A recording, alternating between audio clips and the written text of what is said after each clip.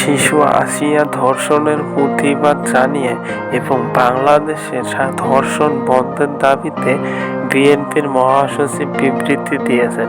বিএনপির মহাসচিবের বিবৃতিতে বলা হয়েছে, একটি আধুনিক রাষ্ট্রের অন্যতম নির্ধারক হচ্ছে নারীদের নিরাপত্তা নিশ্চিত করা।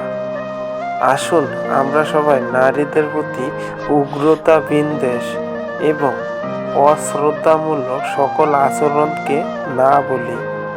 বিএনপির মহাসচিব মির্জা ফখরুল ইসলাম আলমগীর এই বলে বিবৃতি জানিয়েছেন।